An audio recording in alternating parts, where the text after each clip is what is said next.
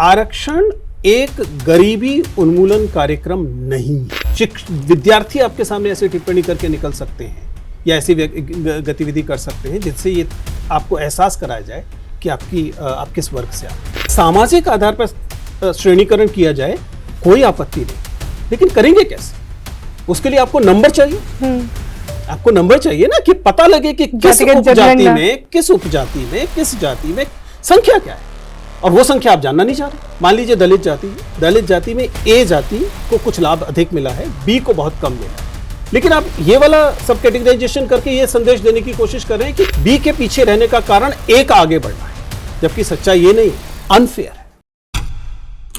Supreme court ने भी आरक्षण को लेकर एक जजमेंट दिया सब कैटेगरी को लेकर, तो ये पूरा जजमेंट था उसको किस तरह से देख रहे हैं? देखिए, मैं कैंडिड एकदम स्पष्ट तरीके से अपनी राय बता रहा हूं।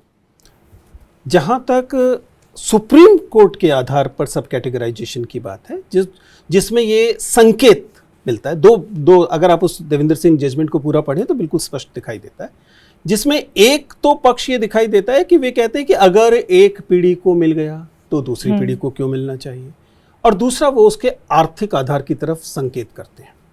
इन दोनों ही आधार पर किसी भी किस्म के श्रेणीकरण के मैं विरोध में हूं, क्योंकि बिल्कुल स्पष्ट बात है कि आरक्षण कतई भी, और इस बात को स्पष्टली समझना है, आरक्षण एक गरीबी उन्मूलन कार्यक्रम नहीं है।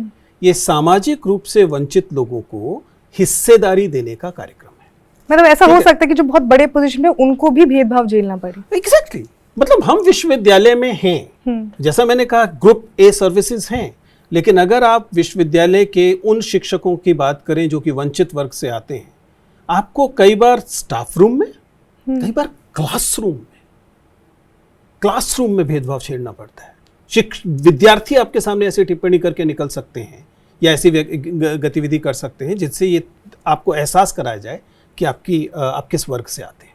तो ये तो तर्क बिल्कुल खारिज किए जाने वाला है कि आप, और फिर हमने अभी भी बात की ना ईडब्ल्यूएस को लेकर, क्रीमी लेयर को अभी बात की कि उसमें कितनी किस्म की गोरख धंधे संभव है, तो वो तो नहीं है। लेकिन क्या मैं ये कह रहा हूं कि समाज में वंचित तबकों में ऐसे तबके नहीं हैं जो इसके लाभ से वंचित रह गए? बिल्कुल है। दरअसल जब हम ब्राह्मणवाद की बात करते हैं, जब हम श्रेणीकरण की बात करते हैं, जिसे हम स्ट्रेटिफिकेशन कहते हैं, ये स्ट्रेटिफिकेशन हमारी सोसाइटी में टोटल है। ब्राह्मणों में भी ऐसे ब्राह्मण होंगे जो कि कुछ ब्राह्मणों को अपने से निम्न मानते होंगे और उनके साथ निम्न व्यवहार करते होंगे, भले ही छुआछूत ना करते हो, लेकिन अपनी बेटी की शादी करते समय कहेंगे कि उससे नहीं करनी है, ठीक है ना। ब्राह्मणों में भी ऐसे होंगे या सवर्णों में भी ऐसे होंगे, तो जाहिर है कि दलितों में भी ऐसे होंगे। कुछ दलित ऐसे होंगे जो दलित होने के बावजूद जो अपने वर्ग को या अपनी उपजाति को श्रेष्ठ मानते होंगे, उनकी तुलना में जिन्हें उनसे भी नीचे माना जाता है। तो हम इस बात को खारिज नहीं कर रहे हैं कि देयर एग्जिस्ट स्ट्रेटिफिकेशन। बिहार में नीतीश कुमार की जो राजनीति, उन्होंने महादलित जो एक एग्जैक्टली, और मजा बात है कि सब कैटेगराइजेशन कोई नई चीज नहीं है। हमने देखा कि राज्यों में, आपने बिहार का एग्जांपल दिया, बिहार में है, राजस्थान में है, आंध्र प्रदेश में है, ये सब कैटेगराइजेशन राज्यों में पहले से सामाजिक आधार पर मौजूद है। इसलिए अगर सामाजिक आधार पर श्रेणीकरण किया जाए कोई आपत्ति नहीं है, लेकिन करेंगे कैसे? उसके लिए आपको नंबर चाहिए। आपको नंबर चाहिए ना, कि पता लगे कि किस उपजाति में, किस उपजाति में, किस जाति में संख्या क्या है, और वो संख्या आप जानना नहीं चाह रहे। आपको पहले जाति जनगणना करके तय करना पड़ेगा ना कि किस वर्ग की, किस समूह की क्या स्थिति है। नहीं तो आप क्या कर रहे हैं, नहीं तो आप उसी सुप्रीम कोर्ट वाले उसमें खेल रहे हैं जिसमें ये कहा जा रहा है कि जिसके पास पैसा है उससे मान लिया जाए कि उसका वंचन समाप्त हो गया है, जिसको एक बार नौकरी मिल गई है मान लिया जाए कि उसका वंचन समाप्त हो गया। हमारे समाज में ऐसा नहीं होता है। और फिर आपको समझना पड़ेगा, सुप्रीम कोर्ट कॉलेजियम से चलने वाली व्यवस्था है, वो खुद ही वहां वंचित वर्गों का प्रतिनिधित्व नहीं है। I mean it's true that it's been 75 odd years, लेकिन ये सच है कि जब तक हम इन संस्थाओं में प्रतिनिधिक पूरा रिप्रेजेंटेशन नहीं देखेंगे, हम पार्लियामेंट में देख लें कितने नंबर, जब तक हम वहां representation, parliament still give at least 10%, वहां पे कुछ सीटें आरक्षित हैं, सुप्रीम कोर्ट में तो वह भी नहीं है। तो जब तक आप इन संस्थाओं में, संवैधानिक संस्थाओं में पूरा प्रतिनिधित्व नहीं देखेंगे, तब तक आपको इस किस्म के अटपटे जो फैसले हैं वो आते दिखाई देते रहे। और उसका कॉन्सिक्वेंस क्या हो सकता है सोसाइटी में, एज अ डरावना सोसाइटी? कॉन्सिक्वेंस है, और वो कॉन्सिक्वेंस वो नहीं है जो आप समझ रहे हैं कि केवल वो है कि वो आपस में बढ़ जाएंगे, क्योंकि ये तो फिर कोई भी कहेगा कि ये तो फिर सामान्य आरक्षण पे भी लागू होता है कि आपने समाज को बांट दिया जाति के आधार पर। कल मेरी जनरल चिं- कैटेगरी के लोग बोलते हैं, हाँ। मेरी चिंता ये नहीं है, मेरी चिंता ये है कि अगर आप ऐसा करते हैं और आप पूरे आरक्षण की प्रतिशत को नहीं बढ़ाते हैं, तब आप एक गलत संकेत ये दे रहे हैं, आप ये मान के चल रहे हैं, आप ये संदेश दे रहे हैं, मैं तो कम्युनिकेशन का स्टूडेंट हूं, टीचर हूं,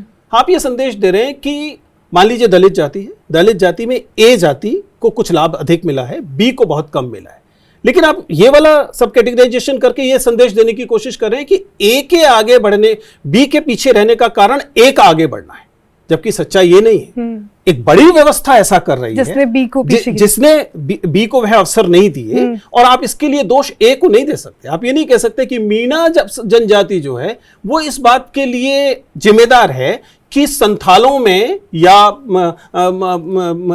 अंडमान की किसी जनजाति को वो प्रोग्रेस नहीं कर पाए, को रिप्रेजेंटेशन नहीं मिला। नहीं, ये दोनों को रिप्रेजेंटेशन मिले जिसकी जिम्मेदारी थी, उसने ये नहीं किया, इस वजह से ऐसा है।